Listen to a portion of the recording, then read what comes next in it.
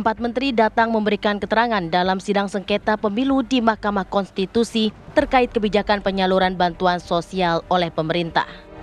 Menko PMK Muhadjir Effendi menyebut pembagian bansos oleh Presiden merupakan gaya kepemimpinan Jokowi. Menteri Muhadjir juga menyebut soal netralitas pejabat publik. Menteri Sosial Tri Risma hari ini menyatakan penyaluran bansos di Kementerian Sosial berbentuk cash transfer, tidak berbentuk barang. Menko Perekonomian Erlangga Hartarto sempat memicu perhatian di ruang sidang MK soal tidak ada bungkus bansos berwarna kuning. Menteri Keuangan Sri Mulyani menjelaskan bantuan pangan dari Badan Pangan Nasional berupa pembagian beras 10 kg melalui Bulog bukan termasuk perlindungan sosial atau Perlinsos. Bansos menjadi isu yang paling disorot oleh kubu paslon 1 dan 3 dalam sidang MK. Keduanya menuding pembagian paket bansos yang melimpah jelang hari pemungutan suara itu sebagai upaya Jokowi untuk memenangkan Presiden dan Wakil Presiden terpilih Prabowo Subianto Gibran Rakabuming Raka di Pilpres 2024. Dari Jakarta, tim TV One mengabarkan. Ya, sangat ramai diperbincangkan setelah kemarin kita sama-sama melihat bagaimana kesaksian dari 4 menteri, lalu bagaimana dengan respon dari kubu 01 dan 03, apakah sesuai dengan ekspektasi, dan bagaimana juga jawaban dari 02 akan kami hadirkan dalam dialog di pagi hari ini. Selamat pagi Bapak-Bapak, nih walaupun batiknya agak sedikit semua cenderung sama ya batiknya ya. Artinya sudah satu visi. Okay. Halo Bang Idrus, apa kabar? Ya, alhamdulillah baik semuanya ini. Kita mendampingi mereka inilah. Baik, kita hadirkan ada Bang Ahmad Wakil Kamal, Direktur Sengketa Hasil Tim Hukum Nasional Anies Mohaimin. Selamat pagi Bang. Selamat pagi, Assalamualaikum warahmatullahi wabarakatuh. Waalaikumsalam warahmatullahi wabarakatuh. Kemudian Bang Habibur Rahman, Wakil Ketua TKN Prabowo Gibran. Selamat pagi Bang. Waalaikumsalam. Kemudian ada Bang Vincentius Medrova, Tim Hukum Ganjar Mahfud. Selamat pagi Bang. Selamat pagi. Kemudian ada Bang Idrus Marham, Menteri Sosial Republik Indonesia periode 2017 hingga 2018. Selamat pagi Bang Idrus. Assalamualaikum warahmatullahi wabarakatuh. Sehat ya Bang ya? Alhamdulillah harus sehat. Apalagi ketemu teman-teman ini tambah sehat kita lihat. Ini artinya mereka di sini kan pada ketawa-ketawa. Jadi ya ketawa-ketawa lah orang batik. Ya? Nggak batiknya juga sama kan hari ini Bang ini. Jadi kayak dress code-an ya, jadi kayak dress code-an janjian. Kita ke Bang Kamal dulu. Ekspektasinya jawaban dari 4 menteri itu sesuai tidak? Oh iya, saya kira memang apa yang dijelaskan oleh 2 Menko dan 2 menteri ini memang adalah normatif ya, sesuai dengan tupoksi masing-masing. Tapi ketika didalami oleh Majelis Hakim, saya justru berkeyakinan bahwa Majelis Hakim mendalami apa yang diterangkan oleh 4 orang menteri itu luar biasa. Karena kenapa? Ini kan kejadian yang luar biasa gitu loh ya. Oke. Sepanjang sejarah Republik ini, setelah reformasi, baru kali ini ya 4 menteri dihadirkan dalam perkara sengketa pemilu. Jadi dari pertanyaan-pertanyaan Majelis Hakim itu yang sangat tajam, luar biasa. Sehingga banyak yang kemudian seperti Pak Erlangga itu, nggak ada loh yang warna kuning, karena faktanya di lapangan itu ada warna ketika dibagi-bagikan di Jakarta itu bansos itu ada yang mirip warna-warna begini gitu loh kan. Jadi juga di tempat-tempat lain ada pembagian bansos, ada gambar pasangan 02, ada bentuknya beras, bahkan kalau mau nerima bansos apa yang kita buktikan itu harus bawa kakak dan sekaligus kira-kira diarahkan untuk pasangan 2 di lapangan. Jelas ya Bang, ada punya begitu ya. Karena kan keempat-empatnya kompak gitu bahwa tidak ada penambahan bansos dan bansos itu memang diperuntukkan ketika ada pembagian 2 kali itu bagi orang-orang yang memang diperlukan gitu. Iya, gini. Posisi 01 itu bukan urusan bukan urusan bansosnya.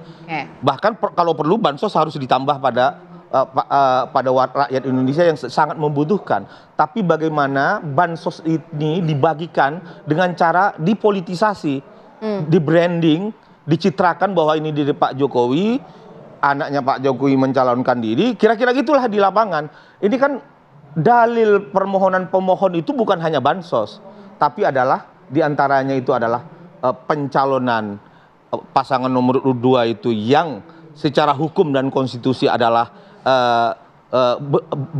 bermasalah karena prosedur pendaftaran itu ya sangat mengistimewakan seorang putra mahkota Presiden Jokowi. Yang kedua adalah, yang paling penting adalah pelibatan presiden untuk mobilisasi struktur kekuasaan dan politisasi bansos. Itu pokok permohonan kami, di samping ada permohonan-permohonan argumentasi lain, yaitu bahwa kenyataannya di lapangan antara mobilisasi struktur kekuasaan kepala desa, umpamanya yang Desa Bersatu yang dihadiri Gibran pada tanggal 19 November 2003 itu di Istora Senayan, itu kan terjadi 20-an kepala desa dikumpulin.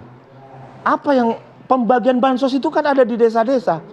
Siapa yang mendapatkan bansos itu adalah kepala desa. Itulah yang kemudian dijadikan alat, oh ini dari Jokowi, di lapangan juga begitu. Jadi sangat efektif untuk memenangkan 02. Anda melihat tentang pernyataan 4 menteri juga mendukung dalil Anda begitu ya soal mobilisasi. Bang Vincent gimana? Sepakat juga?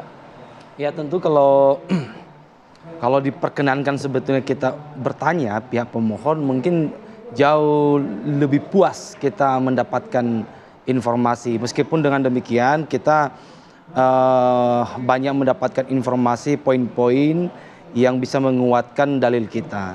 Ada hal yang mungkin perlu menjadi catatan. Pertama bahwa untuk Kementerian Sosial ini memang sudah ditegaskan oleh Mensos dalam persidangan tersebut bahwa Kemensos itu tidak pernah membagikan bansos dalam bentuk barang gitu ya, tapi dalam bentuk cash transfer gitu. Artinya apa? Bahwa memang apa yang kita lihat dalam momentum kampanye ini yang dibagi-bagikan di lapangan ini berarti ini bukan dilakukan oleh Menteri Sosial kan begitu, tapi itu dilakukan langsung oleh Presiden.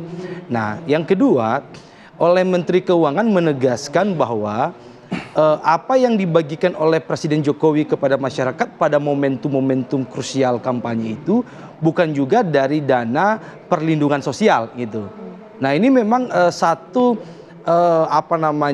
penekanan yang memang itu cukup mendukung dalil kita bahwa ternyata yang kita kan selama ini memang yang kita pahami bahwa yang yang berwenang dalam pembagian bantuan sosial, perlindungan sosial, tentu ada kementerian langsung yang berwenang berkaitan dengan itu. Nah, sedangkan kalau kita lihat apa yang disampaikan oleh Menteri Keuangan bahwa anggaran yang digunakan oleh Presiden ini bukan anggaran dari yang yang ditetapkan oleh Undang-Undang APBN, khususnya perlindungan sosial dan bantuan sosial. Itu kalau nggak salah Pak Bu Menteri juga menyampaikan bahwa dananya kan dana operasional. Iya, justru itu kan boleh kan? Nah, justru itu yang menjadi persoalan. Kita garis bawahin dulu bahwa yang namanya bantuan sosial, perlindungan sosial, kita tidak alergi soal itu. Tetapi momentum sama seperti yang disampaikan oleh Bang Kamal tadi, momentumnya menjadi persoalan. Dan yang kedua, ini juga anggaran yang diambil untuk pembagian itu ternyata bukan anggaran yang yang reguler, kira-kira begitu ya, yang sudah ditetapkan gitu. Nah, artinya apa? Bahwa akibat yang dilakukan oleh Pak Presiden pembagian bansos itu menjadi linear, di mana ada menteri yang mempersonalisasikan pembagian bansos ini, bahwa itu dilakukan oleh Presiden, dipersonalisasikan pada diri Presiden. Nah, kita tahu bahwa Presiden dengan pasangan paslon 02, khususnya Gibran, ini bukan tetanggaan, tapi ini anak kandung. Nah, ini ada hubungan yang memang sangat tidak mungkin kita menghilangkan ini. Nah, ini poinnya. Itu akan berpengaruh kan pada hasil pemilihan. Tentu soal hubungan elektoralnya bagi kita itu sangat ada, dan itu kalau kita tanya juga orang juga. Bang Habib udah tahu maksud kami kan? Silakan Bang Habib direspon. Nanya kalau menteri yang hadir kemarin ya memberikan keterangan yang saling berkesesuaian kalau bahasa hukumnya ya. Itu justru mementahkan argumentasi paslon 1 dan paslon 3. Saya kutip, saya baca dikit biar nggak salah ya, yang dipotong ya. Yang pertama, Bu Sri Mulyani ya mengatakan ya bahwa dana tadi benar dikutip ini, dana yang digunakan Pak Jokowi bagi-bagi itu bukan dana bansos, bukan dana perlinsos, tetapi dana sah halalan thayyiban berdasarkan Permenq nomor 48 tahun 2008. Boleh, sangat-sangat boleh. Yang kedua, Menteri Sosial mengatakan pencairan bansos di awal tahun sudah dilakukan jauh sebelum dirinya menjadi Mensos, ya. Dan bansos itu bentuknya cash transfer, sehingga nggak akan mungkin bisa dimanipulasi bahwa itu bantuan dari seorang Jokowi. Ketiga, tidak ada automatic adjustment, ya. Automatic adjustment itu pemotongan penghentian sementara dana untuk kementerian lain, lembaga lain untuk dialihkan ke bansos. Ini kan yang istrinya kemarin dikatakan bahwa kemarin itu tahun anggaran kemarin banyak automatic adjustment. Ternyata dipakai buat beli bansos, istilahnya begitu. Ternyata tidak ada, ditegaskan oleh Bu Sri Mul. Yang keempat, ya, Bu Sri Mul menegaskan juga tidak ada beda pembayaran bansos 2024 dengan sebelumnya, Januari Februari, ya, 2021 dengan 2024. Nah, kalau kita dibandingkan misalnya dikatakan ada lonjakan bansos, ya, di 2024 itu kan 12 triliun. Dibandingkan dengan sebelumnya tidak ada lonjakan, dikatakan Sri Mulyani. Ini beda kalau Anda bandingkan, ya, saya baca putusan MK yang 2019. 2018 itu 5,1 triliun. 2019 15 triliun, 3 kali lipat. Itu pun tidak terbukti di persidangan waktu itu. Nah, yang kelima, ya, Bu Sri Mulyani mengatakan, ya, penyusunan APBN tak dipengaruhi siapa paslon presiden. Timeline penyusunan APBN itu selesai jauh sebelum penetapan paslon. Nah, ini kan berkesesuaian juga dengan ahli dan saksi yang kami hadirkan sehari sebelumnya, ya, terkait bansos, apalagi terkait dengan misalnya penggunaan struktur negara tadi dikatakan, ya, yang disampaikan Pak Ahmad Doli Kurnia, ya. Sehingga menurut kami, ya, dengan persidangan kemarin sebetulnya sudah argumentasi game over, ya. Dipatahkan, ya, sudah terpatahkan semua. Dilalah, ya, begitu yang terjadi gitu. Oke. Bang Idrus, saya geser dulu ke Bang Idrus. Menteri ini Sosial. Kan sudah Iya, ya, artinya kita juga pengen tahu gitu soal besaran, kemudian mekanisme dan penyusunan. Kalau kemarin kita jadi saya kira begini, ada hal yang menarik sebenarnya kemarin, dan saya kira teman-teman juga melihat masalah ini, kita ikuti cara berpikirnya Prof. Arief, salah satu anggota hakim Mahkamah Konstitusi. Bahwa ketika kita melihat satu masalah harus lebih komprehensif, jangan sepotong-sepotong, supaya pemahaman kita juga tentang masalah itu tidak sepotong-sepotong. Nah, dalam kerangka itulah saya ingin mengikuti cara berpikir itu sebagai mantan pembantunya Pak Jokowi. Yang pertama, karena yang paling banyak disorot di sini kan Pak Jokowi. Nah, mestinya kalau kita ingin melihat Pak Jokowi sebagai seorang pemimpin, kita harus juga memahami secara komprehensif tentang ciri karakter beliau. Kebetulan saya menulis, ada 2 buku yang saya tulis tentang beliau. Yang pertama adalah Keutamaan Jokowi, Studi Kepemimpinan Nasional dalam rangka sukses pembangunan. Itu saya kira itu terkenal dulu buku itu karena saya tulis itu. Nah, dalam buku itu saya mencoba menjelaskan Pak Jokowi sebagai seorang pemimpin, salah satu karakternya itu dulu kita kenal ada belusukan. Belusukan itu adalah sebuah konsep yang mendekatkan pemimpin dengan rakyat.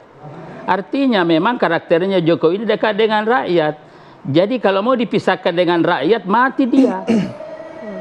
Gitu loh. Jadi dekatnya dengan rakyat ibaratkan katakanlah ikan dengan air. Kalau misalkan airnya nggak ada, ya kalau begini. Artinya menurut Bang Idrus ini tidak hanya dilakukan menjelang kampanye begitu atau pemilu saja. Ketika saya jadi menteri, pembantu beliau justru salah satu saya dengan Pak Muhajir ketika itu Menteri Pendidikan, ya sama-sama kita ke daerah-daerah itu justru Pak Jokowi hadir memberi bantuan sekaligus cek langsung dan melakukan dialog dengan rakyat.